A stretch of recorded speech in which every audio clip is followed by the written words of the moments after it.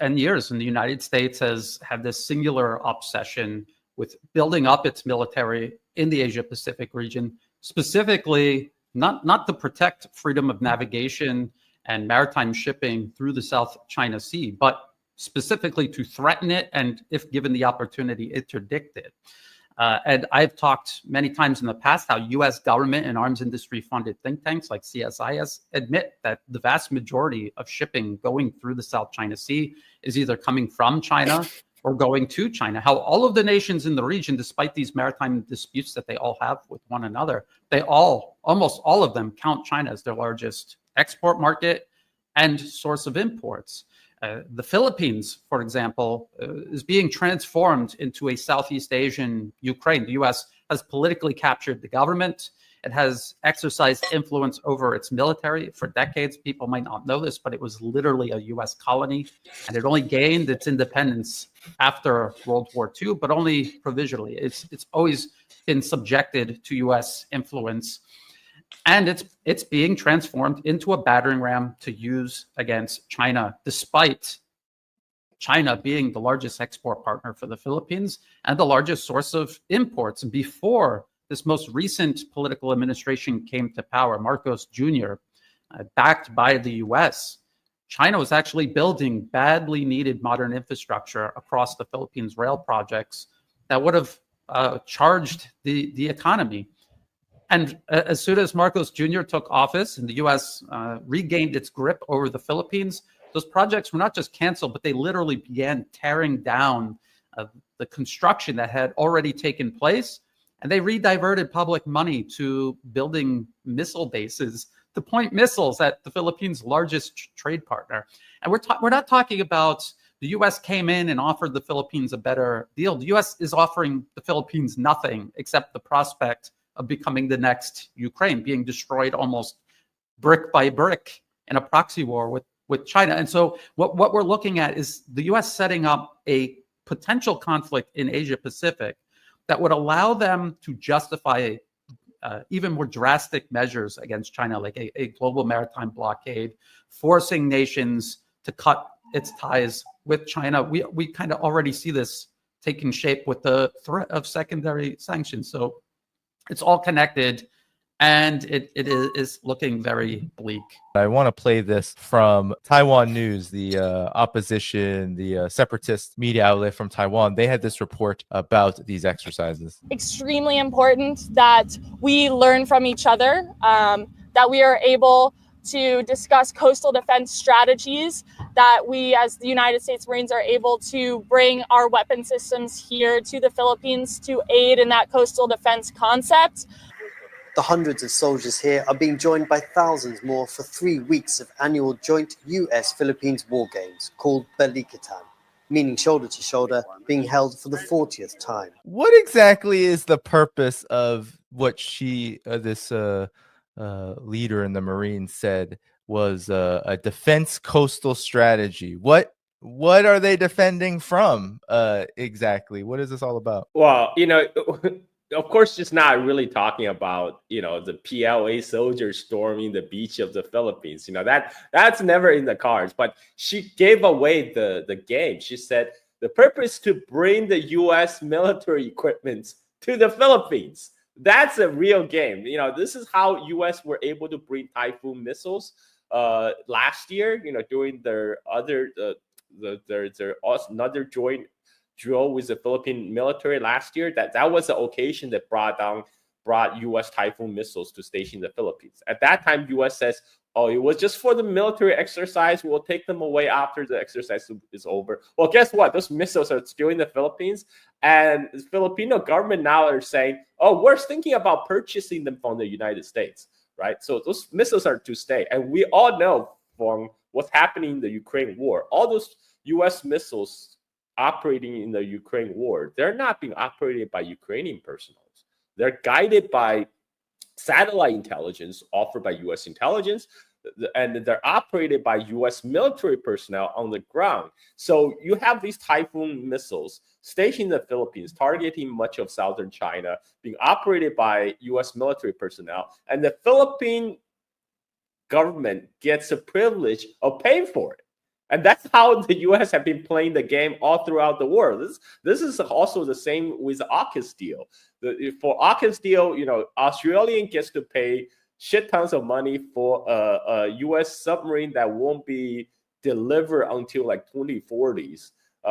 In the meantime, Australia had to build a nuclear submarine capable port, which would allow U.S. Submarines to dock. And, of course, all the costs being borne by Australian taxpayers. So this is the U.S. plan all along to make their allies, aka vassals, to pay for the U.S. military presence all throughout the world. And U.S. already gained access to the 9 Filipino bases. But regarding to U.S. militarizing Philippines, making Philippines a linchpin to contain China and to make South China Sea a flashpoint. I made a tweet about this a couple of weeks ago that triggered a lot of people. I said, U.S. has neither the balls nor the means to fight China at this moment. I mean, and U.S. military actually knows this. They have published the fact that China has more than 200 times the shipbuilding capability of United States, because U.S. only have 3 shipyards right now that's producing for the U.S. Navy, and again, this goes to show that. By the way, this also goes to show the whole Trump administration claim about bringing jobs back to the United States is bogus, because right now, what Pentagon what they intend to do is they intend to contract out building of U.S. warship to South Korea. This was widely published, this whole plan, because they said, okay, we realize the warships can be built much cheaper in South Korea. And this is an administration that tells you that they want to bring jobs to the United States when the military-industrial complex is all but already giving up on even manufacturing weapon system at home. By the way, there's a U.S. law that forbids building of warships in foreign countries. And they're talking about changing the law that will allow U.S. to have its warship being built and repaired in South Korea and Japan. This is not bringing jobs back to the United States, folks. And talk about bringing jobs back to the United States. You see what happened with Apple. Apple has announced they're going to ship enough production of iPhone to India, so they will have this will supply the U.S. market with made in India iPhone. So what that means is the Americans will get the special made in India iPhones, while the rest of the world will get made in China iPhones. And all the Trump supporters are taking this as a big win. How is this bringing jobs back to the United States? They're just shifting the production from China to India, and also that process is even not going smoothly, because India has a lot of problem onboarding. Apple has tried this strategy for more than 7 years now, by the way, and they have only managed to shift about from 15 to 20% of the iPhone production to India. But they just need to shift a little more, because to satisfy the U.S. market, they need about 26% of their production to be located to India, and then they ran into hurdles, because in order to expand production in India, they need to import Chinese equipment. They still need to import Chinese equipment. This is the whole thing about so-called off decouple from China. Any countries that want to start production, start industrializing, start manufacturing sector, they will need to source imports of Chinese components and Chinese machine tools. And there's no decoupling from China for the rest of the world, folks. And this is why Apple is not even talking about bringing iPhone production to the United States. They're just going straight to India and ship all that extra premium that all the costs associated extra shipping distance and taking components from China to India and then to the United States. You know what?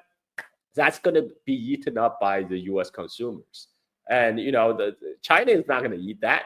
Trump said China will eat the tariff. Are you kidding me?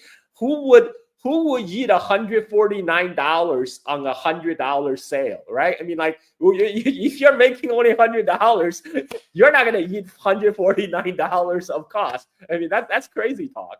So, but, you know, too bad a lot of his followers are not very well educated, and they will believe that. And you know, like I said, you know, F around and find out. They will find out very, very soon. They'll find out in this month, you know, what supply chain disruption means. You know, every time military exercises, which don't get a lot of attention, but are a buildup to war on China, they always mention, even if they're not centered around Taiwan, which they hardly ever are, it's usually all about Taiwan. Exercises like Balikatan, why do they even reference Taiwan, or why would reports reference Taiwan in relation to these such exercises? It's kind of crazy listening to the Western media talk about Taiwan, and this should be the biggest clue to people, whether you're listening to conservative or liberal media in the West, and even some corners of the alternative media.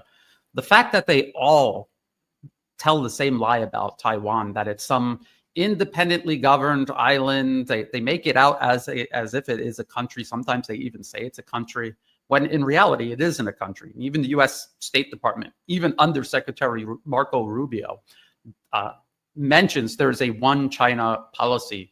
What is the one China policy? It's spelled out in the Shanghai Communique from the 1970s. The U.S. Made with China, the actual government in Beijing.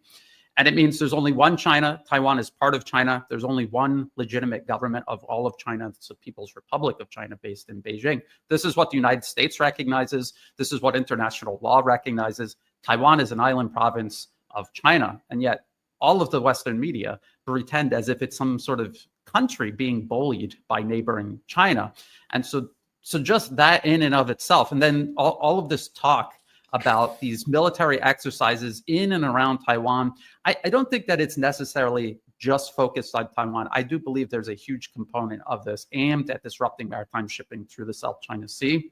But Taiwan is one of these issues. The U.S. has managed to hold on to Taiwan despite it being part of China, backing a separatist administration there on Taiwan, arming it, actually stationing U.S. troops there. A huge provocation. And they know that if the status quo is maintained, inevitably, Taiwan is going to fully reunite with the rest of China. They know this.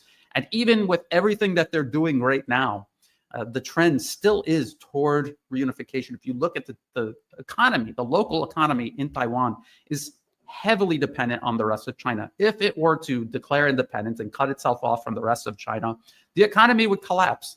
Just like with the Philippines, the U.S. isn't offering an equal or better alternative to the type of cooperation and opportunities the rest of China offers Taiwan. They're not offering them anything. There's no way for them to replace that business.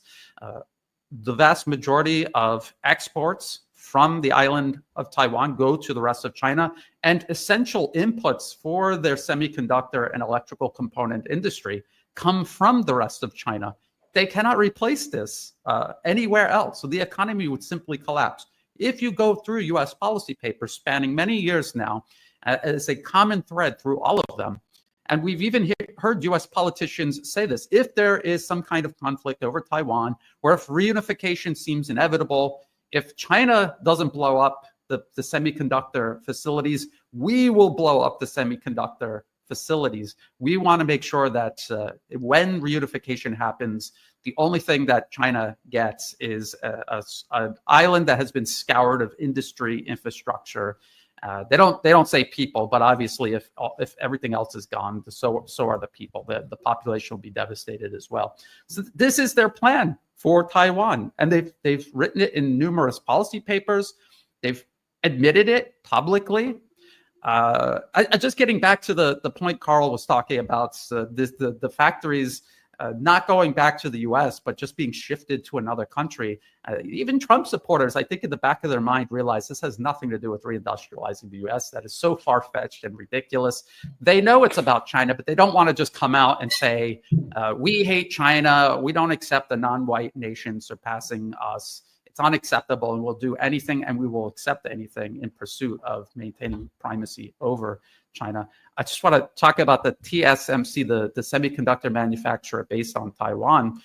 They had a factory built in Arizona. They're struggling to get it up to the same standards as the factories on Taiwan. And half of the workforce is actually from Taiwan. So this is not a boom for American jobs. They're just transplanting industry from other countries in the US, including the workers. And then everything is complicated by the fact that the US does not have the human resources to supply workers to the factory, does not have compliant infrastructure.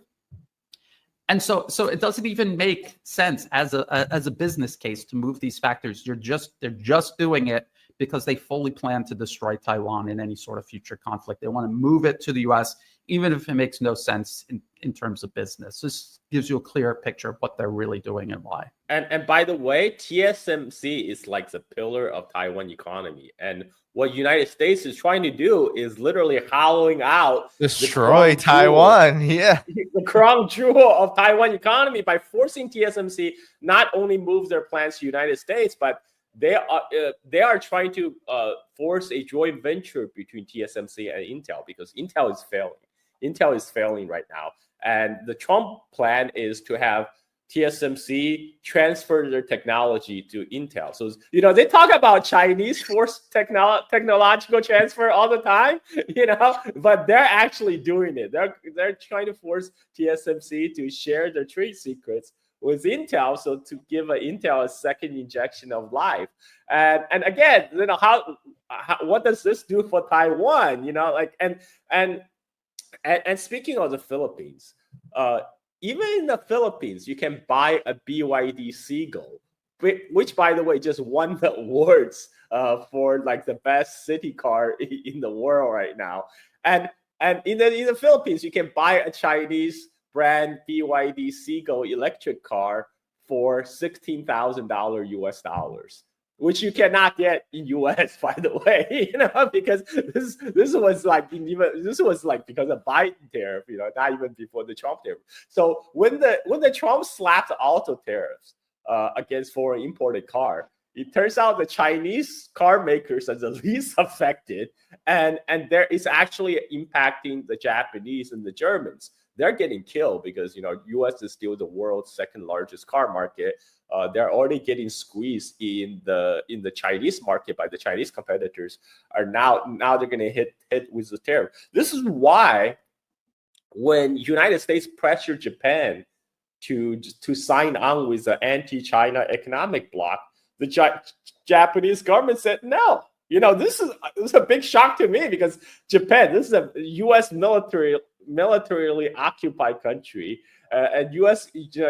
Japanese government have been famously for like the toady of Washington, and even the Japanese government had come out and said, no, we will not sign on any anti-China trade blocs because our relationship with Beijing is too important. If Japan can say no to the United States, that means no other country is going to sign on for this. This is remember what Scott Bessent, the Treasury Secretary, has said. He said, we lay a trap for China.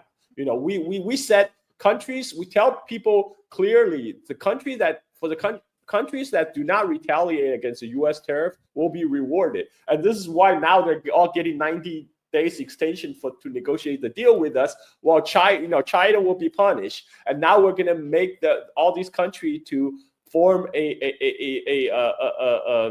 going to force them away from Chinese supply chain. Well, that ain't happening, man. Like, even as shown by the case of Apple, Apple is shifting production to India. Even if you want to happen, you still need Chinese machine tools. There's no decoupling from China in the rest of the world in that sense. Whereas U.S. with the new secondary sanction against Iran, this is just literally U.S. applying embargo against itself, from the rest of the world. We're going to have to see how that plays out. The United States has been using military relationships, what they call partnerships, or maybe military coercion, we should call it, against Asia Pacific countries to essentially decouple them from China.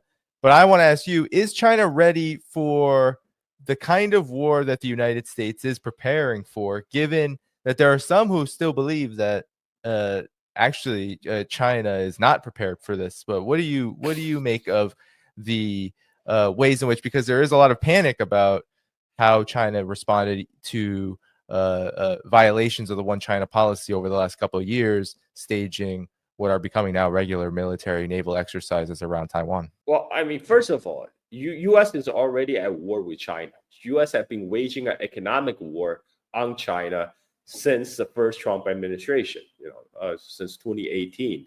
And China, in 2018, when that first sanction hit, that was a big wake-up call for Chinese government, Chinese businesses. Since then, they have tried their best to insulate themselves from impact of widening sanctions. This happened throughout the Biden years when Biden tightened the chip sanctions. So China is prepared. China is prepared for the eventuality of decoupling from the United States. This is why Xi Jinping is not bothered. He's not. This is why he's not calling, or like some U.S. pundits say, bending the knee, because they kind of gave up on this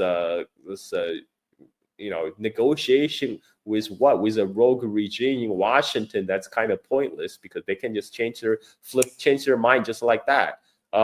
That's why China is focused right now to develop their relationship with the rest of the world, but particularly the countries in its neighborhood, like Southeast Asian nations. This is why Xi Jinping traveled to Vietnam. Xi Jinping traveled to Malaysia, and with Vietnam's case is more striking, because for a while people in Washington are talking as they could use Vietnam as some kind of counterbalance, use Vietnam to balance against China, to contain China. But what really happened, and when they talk about decoupling from China, they're talking about moving supply chain out of China into Vietnam. But what actually happened is, as the factories are moving into Vietnam, as a lot of the Chinese factories are moving into Vietnam, it's the Chinese supply chain that gets extended to Vietnam, because all these factories that set up in Vietnam, they still source their parts and machines from China. And Vietnam has a big advantage precisely because its proximity to China, to the Chinese market, to the Chinese supply chain. So Chinese supply chain currently is being built out throughout Southeast Asia, to Vietnam, to Malaysia, to Indonesia. And this is Southeast Asia is a huge market, 600 million people. And even Philippines, like I say, even Philippines that get BYD electric cars. China itself also has been building up its military. This is what the U.S. supremacists really worry about, because they understand when China's economic power grows, so does its military power. When China start expanding out its shipping building capability, that means it can also build more Navy warships. Currently, China builds out 7 warships for every three warship that U.S. builds. And this is on a good year for the U.S. Navy. Normally, it's more to like 7 to 1. And China has, China is already the world's largest Navy by number, but not by tonnage, not yet, because U.S. still have big capital ships like the big aircraft carriers. But China is very quickly ramping up, and with the size of Chinese economy, which I don't believe the nominal dollar term is a apt description of the Chinese economic size, because I do not believe Chinese economy at this time is smaller than U.S. economy, right? Even if it is in the nominal dollar term. And I actually think even the PPP calculation with the power purchase parity calculation, that China's economy is 1.5 times the size of the United States. I even think that is too conservative, because if you look at the Chinese electric generation, their power generation is twice that of the United States. If you look at the Chinese car market, there's 30 million cars being sold in China. That's twice the number of cars that's sold in the United States. By every other matrix, Chinese economy, it's at least twice the size of U.S. economy. And that means that China has the resources, even though they spend a much smaller percentage of their GDP on military, they can still outproduce and outbuild U.S. U.S. Navy, and this is something that U.S. Navy also recognizes. This is why they're trying to loop in as many countries as possible, because they recognize U.S. alone cannot confront China. This is why they're trying to loop in the Philippines, trying to loop in South Korea, and loop in Japan. But I don't think even Korea and Japan are really eager to fight China, because the fight is going to happen in their neighborhood. Their economy is going to be devastated. Any disruption to the Southeast Asian trade network is going to negatively impact all the countries in their neighborhood. None of the country want to see that. Philippines just happened to be a special case because Philippines is ruled by a very corrupt oligarchic families, and they have deep tie with the United States. And Bongbong Marcos' dad, Ferdinand Marcos, stashed all his ill-gotten gains, all the corrupt money in the U.S. that was being frozen by U.S. government. So if Bongbong Marcos want to see any of that $30 billion that his dad stashed away, he will have to do U.S. bidding. So that's what it really is about. But that Philippines is an outlier. The rest of the country in Asia, none of them want to have to choose between China and United States. They want to do business with both. Right now, it's the U.S. that's forcing them to say either my way or the highway. You are either with us or against us. And that actually pushed these countries even further toward China, China's embrace.